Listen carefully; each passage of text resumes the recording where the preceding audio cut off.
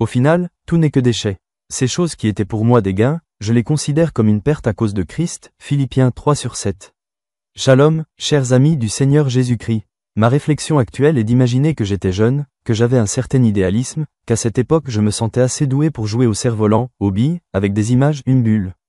À la maison, il y a beaucoup de cerfs-volants, de billes, de tableaux et d'autres jouets car, en plus de gagner des paris comme au jeu, j'en récupère aussi en chassant les cerfs-volants cassés. En dehors de cela, mes résultats scolaires étaient plutôt bons, de sorte que j'obtenais occasionnellement un certificat de fin d'études ou certaines distinctions. La lecture d'aujourd'hui parle des déchets. C'est ainsi que tout ce que nous avons sur cette terre finira.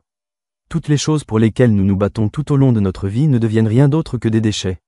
C'est à ce moment-là que nous sommes convaincus que la richesse n'est pas la chose la plus précieuse dans cette vie. Permettez-moi maintenant de nous inviter à adopter la bonne perspective, comme celle de Paul. Ces choses qui étaient pour moi des gains, je les considère comme une perte à cause de Christ, Philippiens 3/7. Soyons raisonnables à l'égard de nos biens, car nous possédons le trésor le plus précieux, la connaissance de Jésus-Christ notre Seigneur. En nettoyant le garage de mon fils, j'ai trouvé tous les trophées qu'il avait remportés lors de diverses compétitions sportives au fil des ans. Tout a été mis dans une boîte en carton, prêt à être jeté.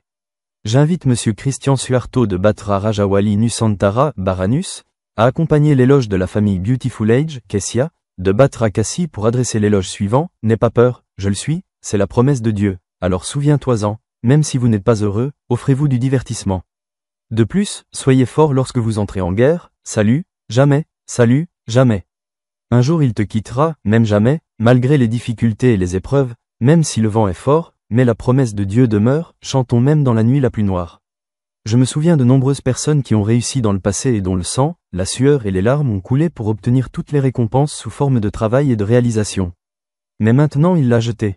Tout cela n'avait aucune valeur pour lui, comme un tas d'ordures. Les fruits du service au Christ et à sa gloire ne seront jamais usés par la pluie et ne seront pas détruits par la pluie. Le travail et les réalisations au service du Seigneur Jésus-Christ ont une valeur éternelle, plus précieuse que n'importe quel or ou diamant, Amen. L'inspiration du jour, nos plus grandes richesses sont les richesses que nous avons en Christ.